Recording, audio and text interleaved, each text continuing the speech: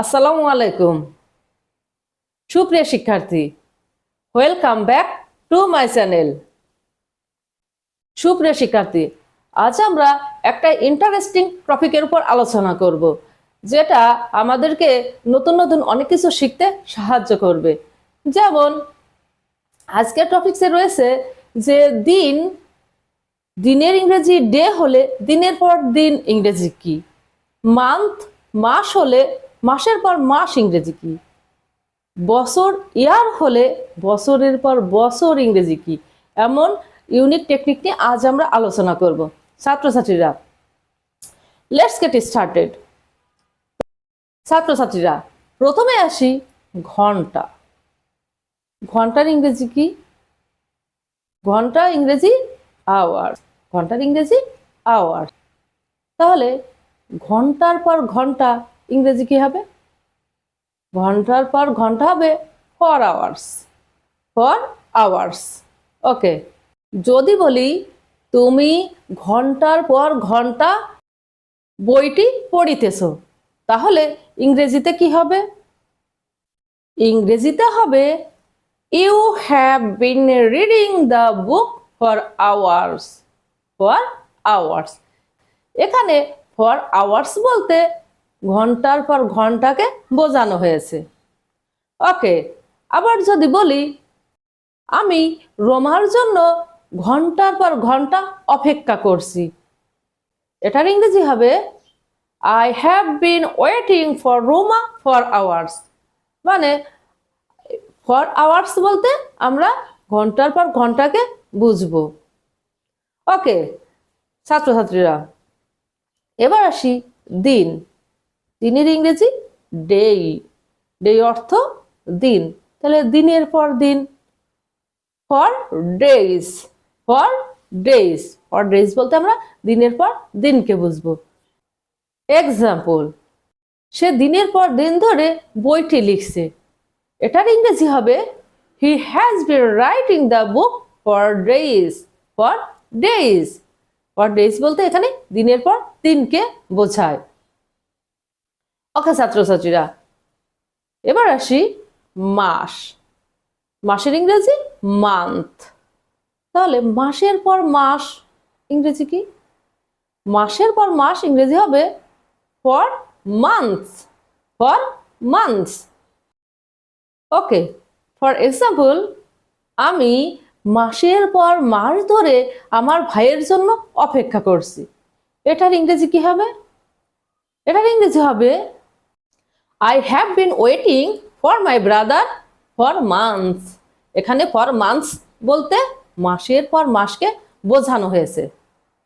মোর example, সে মাসের পর মাস ধরে বইটি লিখছে, এটার ইংরেজি হবে he has been writing the book for months. এখানে ফর মান্থস বলতে মাসের পর মাসকে বোঝানো হয়েছে। ওকে ছাত্রছাত্রীরা, এবার আসি বছর।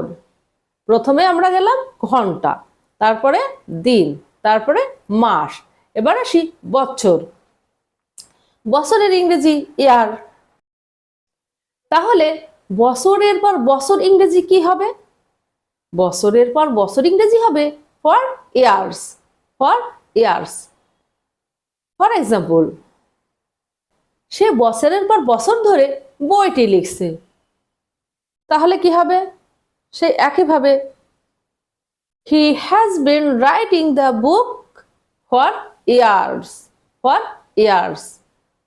ফর ইয়ার্স বলতে এখানে বছরের পর বছর। ওকে ছাত্রছাত্রীরা, যদি বলি আমি বছরের পর বছর ধরে বইটি লিখছি, তাহলে ইংলিশ কি হবে?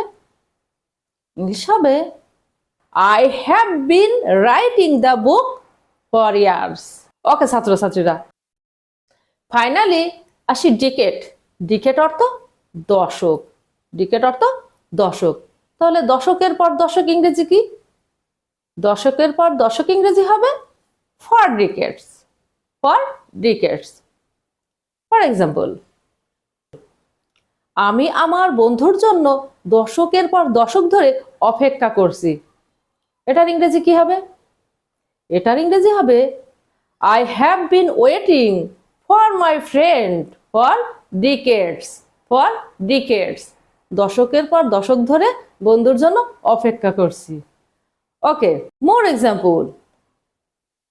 কৃষকেরা দশকের পর দশক ধরে ধান উৎপাদন করছে। এটার ইংরেজি কি হবে? এটার ইংরেজি হবে farmers have been growing ফ্যাডি for ডিকেডস। For ডিকেডস। কৃষকেরা দশকের পর দশক ধরে ধান উৎপাদন করছে। সুপ্রিয় শিক্ষার্থী, আজকের ক্লাসে আমরা কি শিখলাম প্রথমে স্ট্রাকচারটি হবে for plus plural time, hours, days, months, years, decades. Okay, তাহলে ঘন্টার পর ঘন্টা ফর আওয়ার্স, দিনের পর দিন ফর ডেজ, মাসের পর মাস ফর মান্থস, বছরের পর বছর ফর ইয়ার্স এবং দশকের পর দশক ফর ডিকেডস। ওকে ছাত্রছাত্রীরা, তোমরা এগুলো বেশি বেশি প্র্যাকটিস করবে এবং আয়ত্ত করবে। আজ এখানেই শেষ করছি, আবার দেখাবে অন্য কোনো নতুন ক্লাসে। আল্লাহ হাফেজ।